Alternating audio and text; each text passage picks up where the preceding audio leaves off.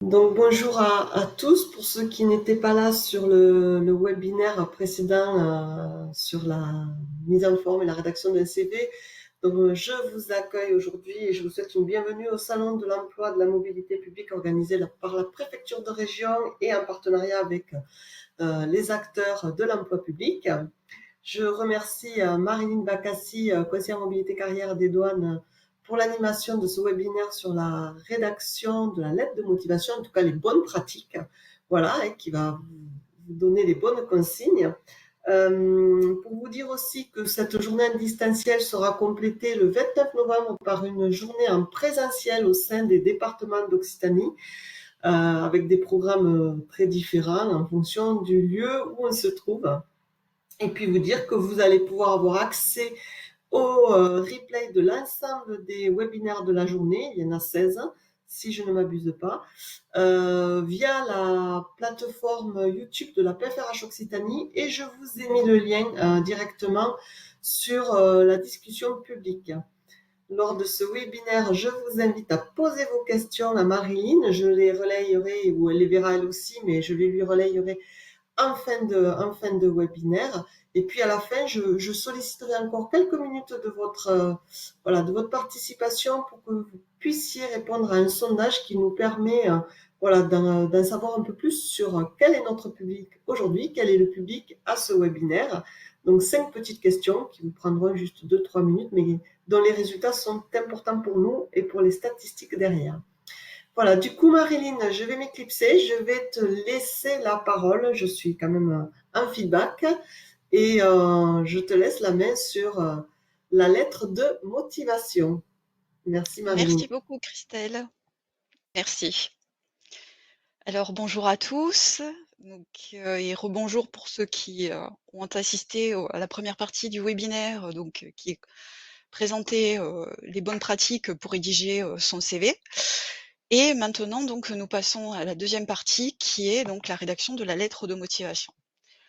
Alors vous vous demandez à l'heure actuelle, parce qu'en fait on est face à des outils d'intelligence artificielle, pourquoi rédiger une lettre de motivation soi-même, alors qu'en fait des outils pratiques pourraient nous aider à remplir, à faire du contenu, donc pour pouvoir effectuer cette tâche? Eh bien je dirais tout simplement que en fait ce serait tronquer le travail et le temps que vous penseriez gagner en effectuant cette démarche serait du temps qui va vous manquer, serait un travail après qui vous manquerait lors de l'entretien professionnel. Pourquoi? Parce qu'en fait, à chaque étape, lorsque vous rédigez votre CV et votre lettre de motivation, donc vous effectuez tout un travail introspectif sur votre carrière, sur vos choix, sur vos objectifs, vos ambitions. Et à ce moment-là, donc vous vous préparez de manière progressive, justement, à l'échéance de l'entretien professionnel qui, en fait, est l'objectif in fine d'envoyer un CV et une lettre de motivation. Donc nous allons voir à présent un petit peu le déroulé de cette présentation. Et donc dans un premier temps, je vais vous proposer donc d'étudier le plan de cette petite présentation, à savoir donc tout comme pour le CV, donc nous voyons dans un premier temps la première bonne pratique à adopter, c'est-à-dire donc l'analyse du besoin, voir dans quel registre vous vous trouvez, voir comment vous vous positionnez par rapport à l'offre d'emploi, par rapport à votre choix de carrière, par rapport à votre ambition d'évoluer professionnellement. Ensuite, donc, nous verrons la bonne pratique numéro 2, c'est-à-dire structurer sa lettre de motivation, parce qu'il est important donc, dans son contenu d'avoir, une démarche claire, précise pour pouvoir convaincre donc, le recruteur. Et enfin donc, et bien tout simplement comment être convaincant? Parce que, et bien avoir les bons arguments, c'est la clé, de la réussite.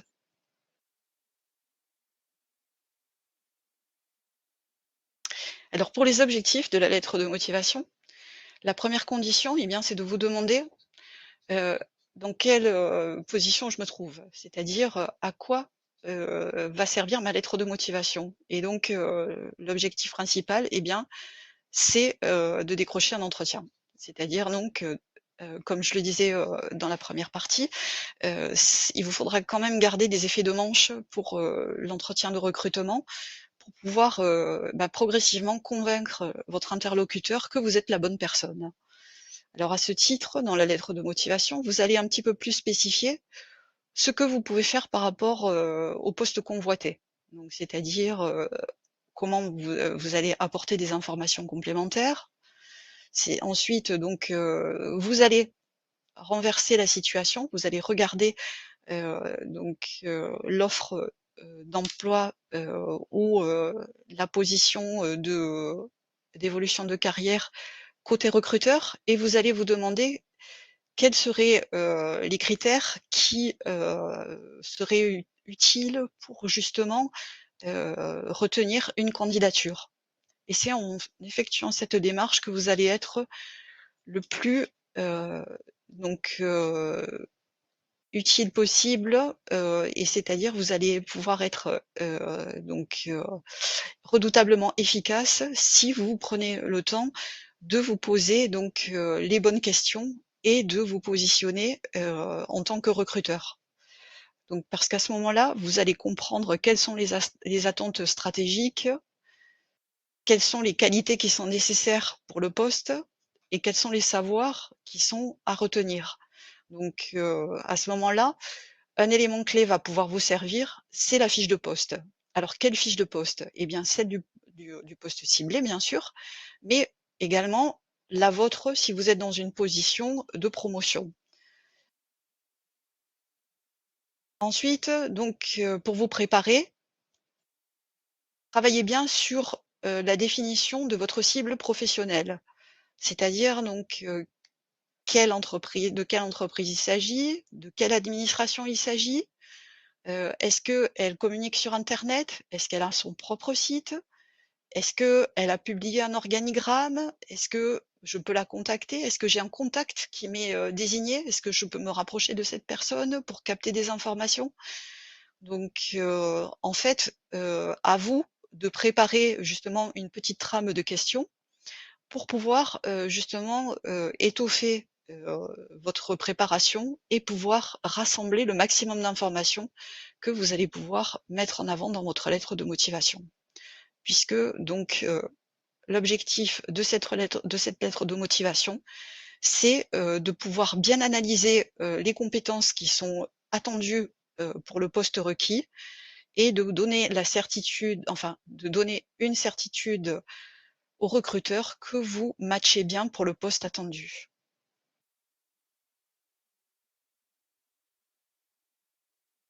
Alors comment fait-on pour analyser justement ce besoin? Donc je vous propose de travailler en 3 étapes. Ces 3 étapes en fait, c'est, de travailler sur l'élaboration de messages clés. Et ces messages clés donc ce sont des messages qui vont rassurer votre interlocuteur sur votre capacité à répondre à son besoin. Donc il vous faudra d'abord répondre dans un premier temps au fait: «Pourquoi est-ce que je candidate dans ce service?» C'est-à-dire: «Pourquoi est-ce que je demande à intégrer un service de comptabilité, alors que par exemple, je suis une personne qui a fait, 8 ans en informatique essentiellement?» Donc à ce moment-là, vous posez cette question, c'est travailler sur les arguments, qui seront utilisés lors de l'entretien professionnel. Ensuite, pourquoi je candidate à ce poste? Donc, vous allez pouvoir, à ce moment-là, réfléchir sur votre souhait, sur, votre objectif et donc, voir quels sont les éléments que vous allez pouvoir mettre en valeur dans votre parcours. Ensuite, qu'est-ce que je pense pouvoir apporter à cette structure? Donc, à ce moment-là, vous vous positionnez en tant qu'offreur de services, c'est-à-dire quelles compétences je vais pouvoir vous offrir sur le poste que vous me proposez. Et enfin, en quoi mon profil correspond à l'emploi que je vise. Donc, justement, les compétences que j'ai pu mettre en avant dans mon CV, en quoi elles vont pouvoir être utiles pour pouvoir vous rassurer sur l'adéquation de mon profil avec votre offre d'emploi. Donc après avoir fait, justement ce travail de questionnement, vous allez, faire le tri dans les idées et vous allez retenir les éléments qui sont les plus percutants. C'est-à-dire donc les expériences qui sont les plus valorisantes et le cas échéant, eh bien, vous allez, reprendre les éléments qui pourraient s'avérer être négatifs dans votre parcours pour apporter un focus qui soit constructif.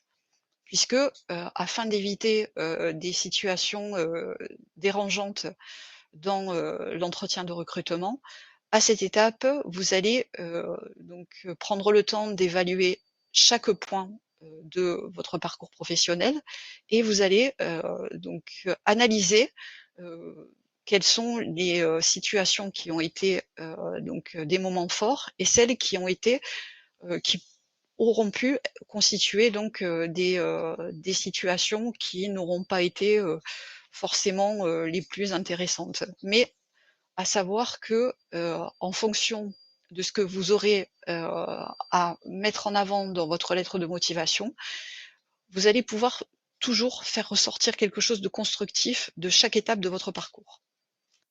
Et enfin donc, vous allez travailler sur l'élaboration de messages clés, c'est-à-dire donc, vous allez reprendre les points forts de l'offre, de poste qui vous est proposée, donc ou bien de votre souhait de candidature, spontanée et vous allez essayer de rédiger donc des points clés incontournables pour pouvoir les mettre en avant face aux recruteurs.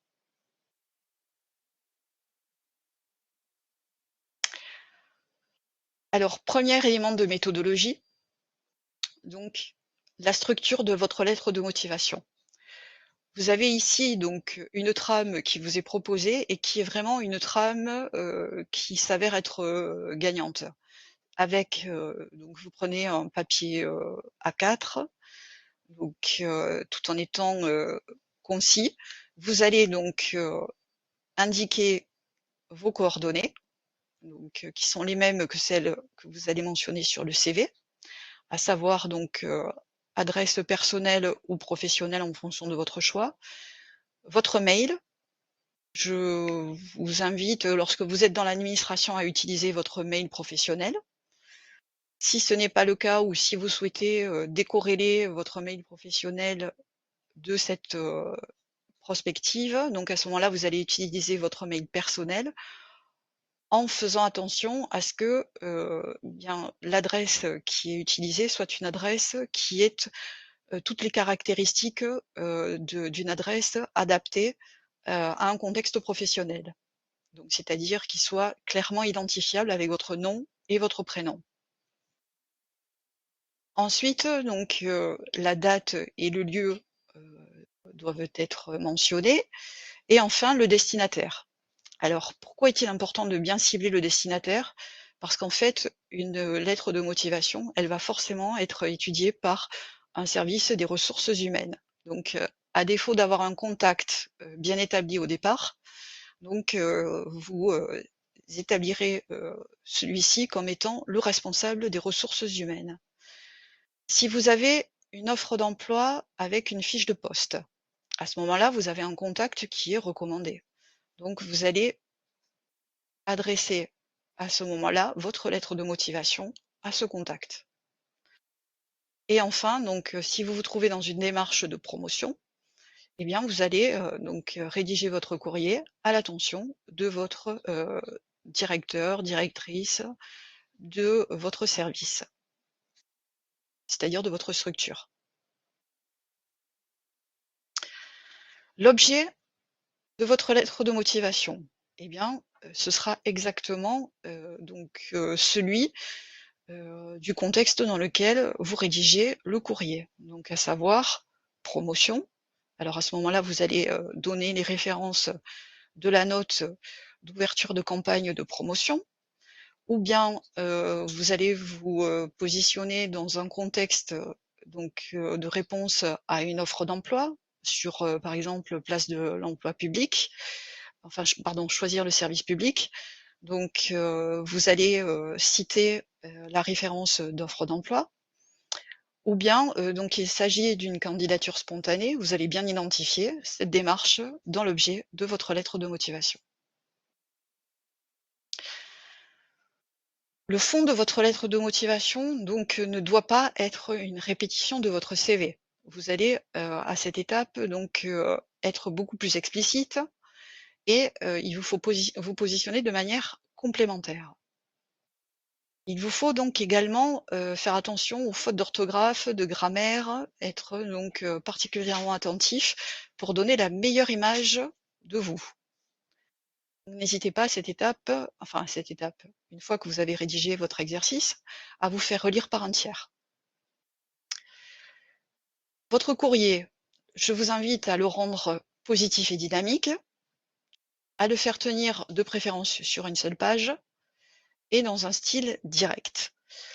Alors, la règle d'une seule page, si, vous avez besoin de faire, par exemple, un déroulé plus approfondi de votre carrière, vous souhaitez donner des chiffres, donner une expérience significative, vous pouvez très bien, passer sur un format de 2 pages. Mais n'excédez jamais ce format-là, puisque après donc, le problème, c'est que vous n'avez pas été assez, synthétique dans votre présentation et donc il y a des coupures à effectuer. N'hésitez pas à poser des questions dans le chat si jamais, donc, à ces étapes, les explications manquaient de clarté.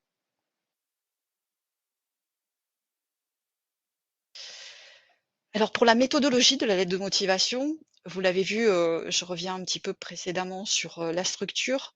Vous voyez ici donc, 3 parties vous sont proposées. Le vous, le je, le nous. On termine sur une formule de politesse et enfin donc on signe son courrier. On peut le signer de manière manuscrite ou bien de manière électronique en fonction de possibilités dont on dispose. Donc, pour le vous, c'est un exercice que vous allez effectuer, tout comme pour le CV, en cherchant des renseignements. En cherchant des renseignements, soit sur la structure, pour laquelle, vous souhaitez, postuler, donc la structure que vous souhaitez rejoindre. Et il est évident qu'il est nécessaire de montrer donc, en face, à votre interlocuteur ou recruteur que vous vous intéressez à lui. Si vous n'effectuez pas cette démarche, le jour de l'entretien, vous allez avoir l'impression de tomber des nues, vous aurez moins de capacité à répondre aux questions qui vous seront posées et donc vous allez perdre en efficacité sur, votre aptitude à montrer que vous êtes la personne qui répond aux besoins de, de la structure identifiée. Donc le temps que vous allez consacrer à cette étape n'est jamais perdu, puisque vous allez pouvoir capitaliser toutes ces informations à la fois dans le petit, donc la petite accroche que vous allez rédiger, donc pour, bien, montrer que vous êtes, intéressé par l'offre qui vous est proposée et enfin donc pouvoir, amener une certitude au recruteur, c'est que, heu, votre objectif est, un objectif déterminé de pouvoir, le rassurer sur, le fait que vous matchez avec, le poste qui est proposé.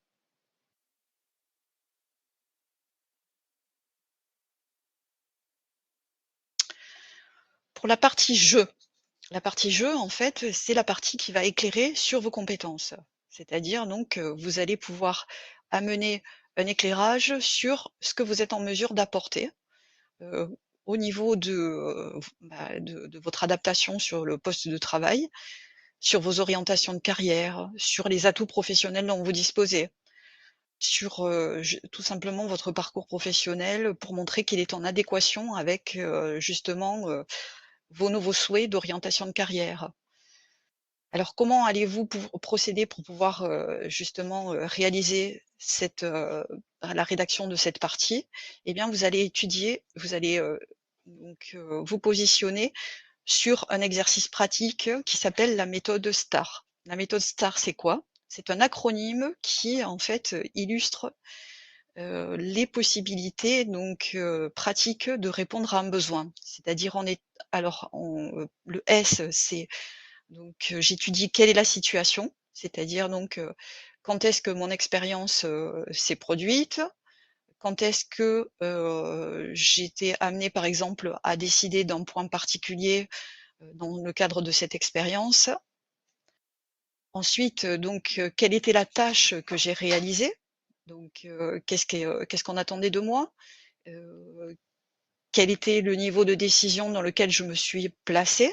Est-ce que je suis sortie de ma zone de confort? Est-ce que, j'étais amenée à, travailler, avec, d'autres acteurs? Ce sont ces éléments-là. L'action que j'ai menée pour le A, donc, quelle décision j'ai prise? Qu'est-ce que j'ai fait précisément? C'est-à-dire, par exemple, est-ce que j'ai rédigé un rapport? Est-ce que, j'étais amenée à, constituer, un réseau, donc qui amenait, des, interlocuteurs à travailler ensemble? Est-ce que, j'ai été, j un élément moteur dans, cette situation? Et enfin, le R donc, correspond aux résultats qui ont été obtenus. C'est-à-dire, de manière concrète, est-ce que cela a permis à mon équipe de pouvoir gagner quelque chose? Est-ce que, vous êtes en capacité d'être factuel et d'illustrer de manière précise les éléments que vous avez permis, d'apporter à votre structure? Donc cette démarche permet de manière claire d'illustrer les compétences que vous avez mis en œuvre dans le cadre d'une expérience professionnelle. Et ces éléments donc, doivent être, soignés et doivent être choisis avec soin parmi tous les éléments que vous avez détaillés dans votre CV. Donc vous allez faire le choix d'1 ou 2 expériences, significatives et les développer à ce niveau-là.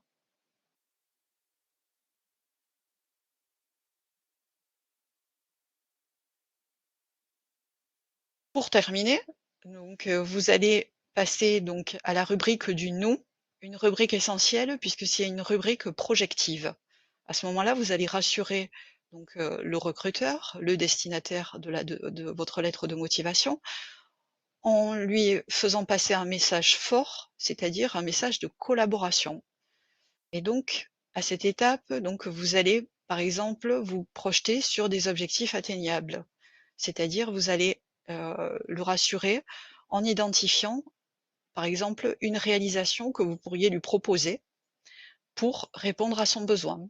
Donc, vous, évaluez quel projet vous pourriez, mettre en place ensemble, quel point vous pourriez développer. Pour une, situation de promotion de carrière pour les agents de la fonction publique. À cette étape, vous allez formuler des idées, vous allez formuler des possibilités que vous pourrez mettre en place à l'issue, d'un dialogue avec votre manager, à l'issue d'un dialogue avec votre N+1 dans lequel, vous allez, pouvoir, justement être force de proposition et pouvoir être en capacité, et bien d'être, un élément moteur et montrer que, vous n'êtes pas là juste pour, demander, cette promotion, mais justement rassurer sur votre capacité à, vous projeter sur du long terme et à mener des actions positives. Enfin, en ce qui concerne donc, la fin de la lettre, donc, de motivation, vous allez ouvrir sur des possibilités de rencontres. C'est-à-dire, bah, je souhaite vous rencontrer afin de vous, expliciter, mes motivations. Je vous propose de vous fournir de plus amples explications au cours d'un entretien. Donc, l'objectif justement du CV et de la lettre de motivation reste de décrocher un entretien. Et enfin, donc, vous allez apporter des formules de politesse, qui restent professionnelles. C'est-à-dire, on ne va pas parler donc, de sentiments, puisqu'on est dans le cadre on est dans le cadre professionnel. On va parler de sincères salutations, on va parler de salutations respectueuses. On va rester donc, vraiment dans un registre adapté au contexte professionnel.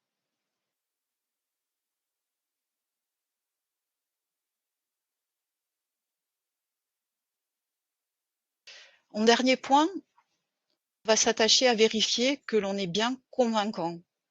Alors, comment va-t-on procéder? Eh bien, on va bien vérifier que son accroche est efficace. C'est-à-dire donc, dans la première partie de sa lettre de motivation, c'est-à-dire le «vous», est-ce qu'on a bien su retenir l'attention du recruteur? Est-ce qu'on est dans une démarche dynamique? Est-ce que l'approche, elle est directe et déterminée? Est-ce qu'on est une personne qui sait se positionner? Enfin, donc, on va voir si on est bien un candidat qui sait se projeter. Donc ça, ce sont les éléments qui vont être vérifiés dans la partie du «vous», donc puisque cette partie est purement projective. Du «nous», pardon. Donc le «nous», c'est une partie de votre lettre de motivation qui va ouvrir le champ des possibles. Et enfin donc, il vous faut, terminer votre courrier sur, des éléments qui restent concrets et qui permettent à votre interlocuteur de comprendre que vous êtes une personne qui sait aller droit au but. C'est-à-dire donc, rien ne sert d'être, purement, phraséologique ou littéraire, donc, votre objectif doit rester concis. Et enfin, votre formule de politesse, elle se doit de rester simple, puisque trop d'emphase, ne ferait que nuire à la qualité de votre, production. Donc, comme vous le voyez, quels sont les arguments qui vont rassurer votre interlocuteur? Eh bien, c'est de comprendre que vous êtes la bonne personne, parce que vous êtes dans le secteur d'activité, parce que vos valeurs matchent avec celles du recruteur et parce que vous avez su identifier ses besoins et que vous allez être en capacité d'y répondre.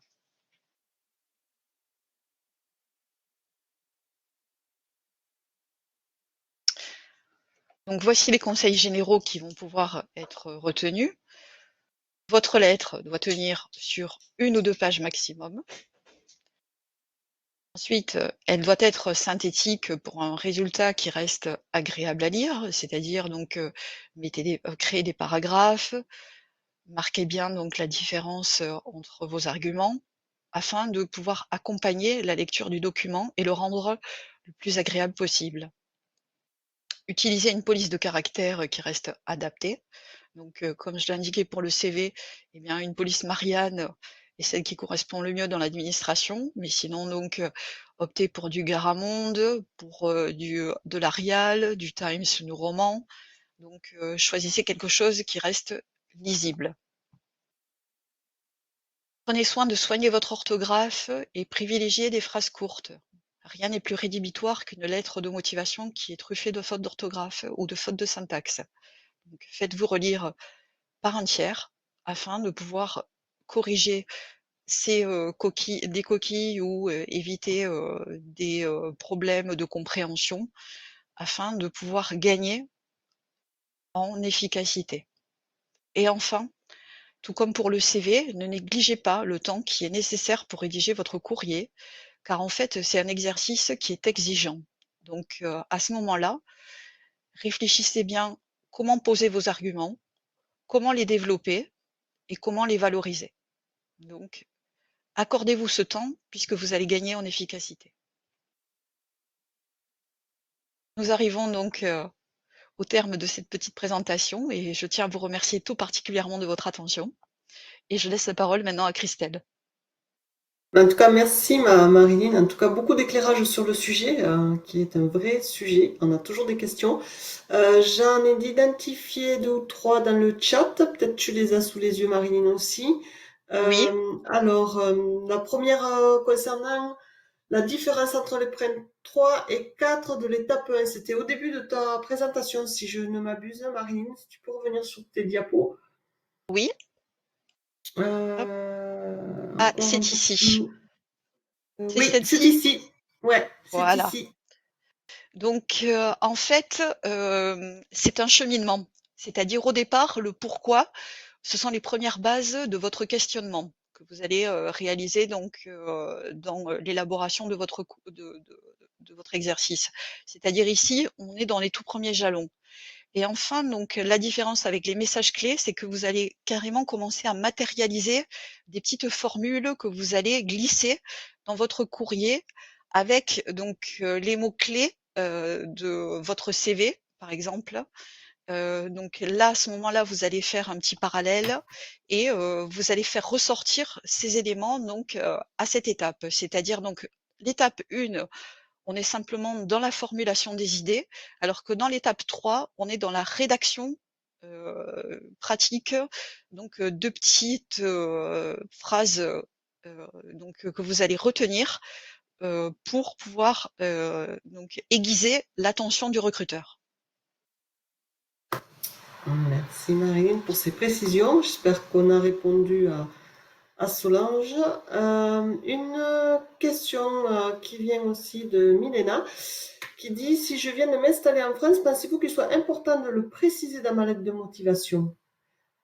Oui, tout à fait, parce que cela signifie qu'auparavant, il y a eu une autre expérience, très riche, et porteuse de sens qui va pouvoir être exploitée pour, mettre en valeur des compétences comme l'adaptabilité, comme, le fait que vous êtes quelqu'un qui, sait, découvrir d'autres cultures. Donc, il y a forcément une thématique derrière à dérouler et oui, oui, oui, il faut bien réfléchir donc à la manière d'amorcer le sujet, mais cela vaut la peine d'être mis en avant.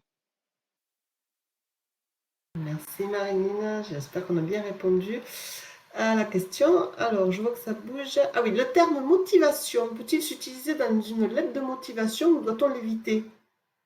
Oui, non, non, il n'a pas de caractère rédhibitoire. Alors, par contre, dire, simplement: «Je suis motivé», ce n'est pas suffisant. Donc, il faut, dérouler, le fil de votre intérêt. C'est-à-dire: «Je suis, motivé, pour intégrer vos équipes». Cela signifie donc, que derrière on a un esprit d'équipe et qu'on est soucieux de la qualité, de vie au travail que l'on va trouver. Derrière, en fait, il vous faut peser les arguments que vous allez dérouler et le tout, c'est de ne pas rester superficiel, mais de bien, poser les éléments de votre argumentation. Merci Marine. Alors, j'ai d'autres questions.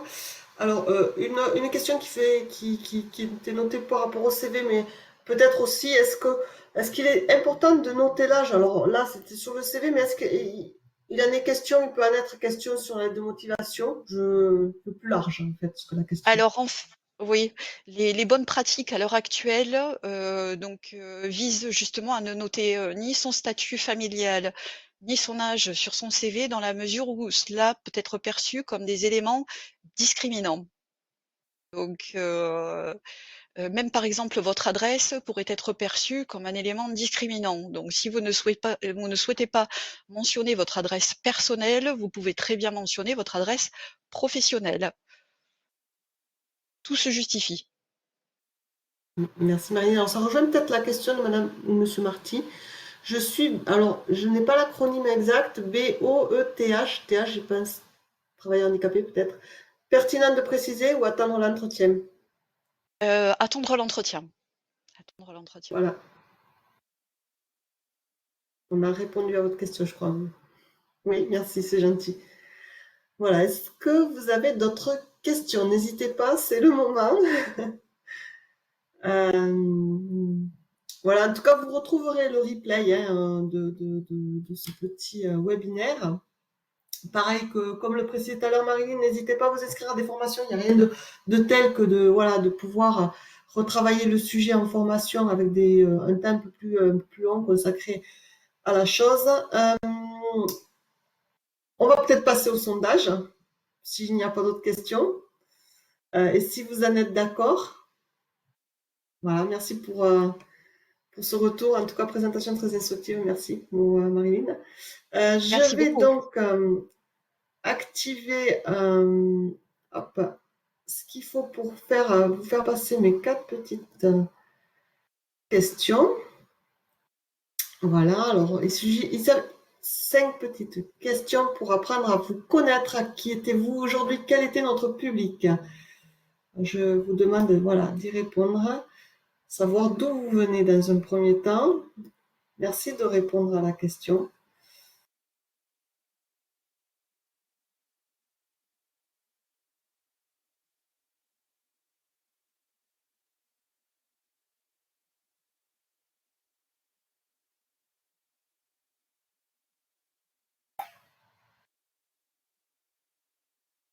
Je continue le sondage. Je vais vous publier les résultats. Bien sûr, majoritairement, vous venez d'Occitanie. Alors, je vous relaye une seconde question.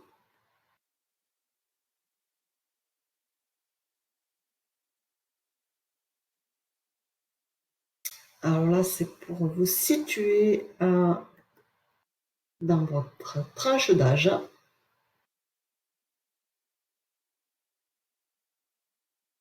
Voilà.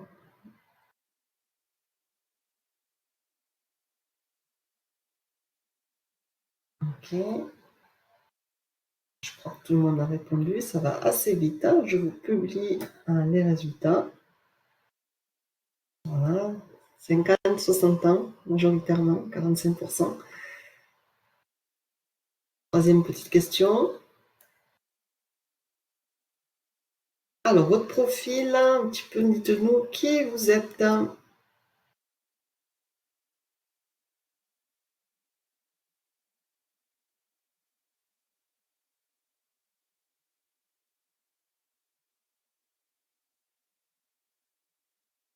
Voilà, je vais publier les résultats puisque je pense que là, les personnes ont répondu.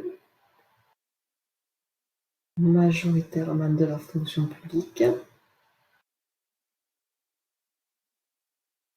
Donc, du coup, de quel versant venez-vous sera notre prochaine petite question.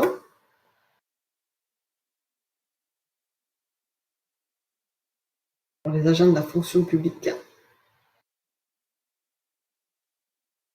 Fonction publique d'État. Merci.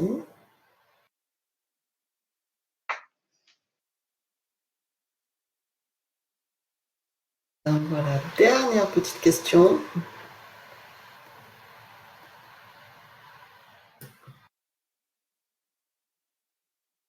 Voilà.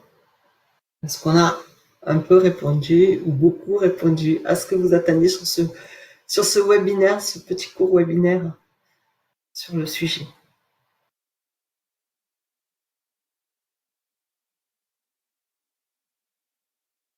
On répond encore un petit peu.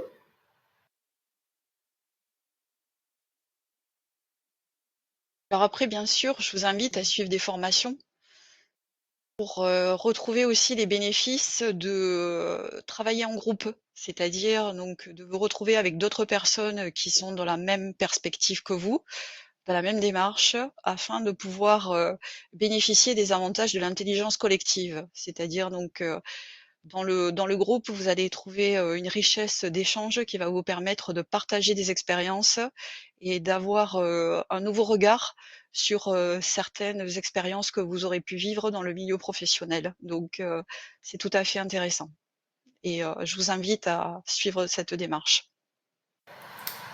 C'est une très bonne suggestion. Oula. En tout cas, je vous remercie beaucoup pour votre participation. Je vous invite à continuer à poursuivre votre chemin sur l'ensemble des webinaires qui sont encore voilà, ouverts tout cet après-midi. Les replays seront disponibles sur la chaîne YouTube. Je vous l'ai mis l'adresse. Si vous souhaitez les supports, vraiment, si c'est indispensable, parce que voilà, il va falloir qu'on relaye derrière aussi. Vous nous envoyez une demande à l'adresse que je vous ai mis, mobilité-pro-occitanie.gouv.fr. On essaiera de vous les envoyer dans la mesure du possible et assez rapidement. Voilà, je vous Merci à vous. remercie beaucoup et je vous dis à très bientôt. Merci Christelle, merci à tout le monde. Merci.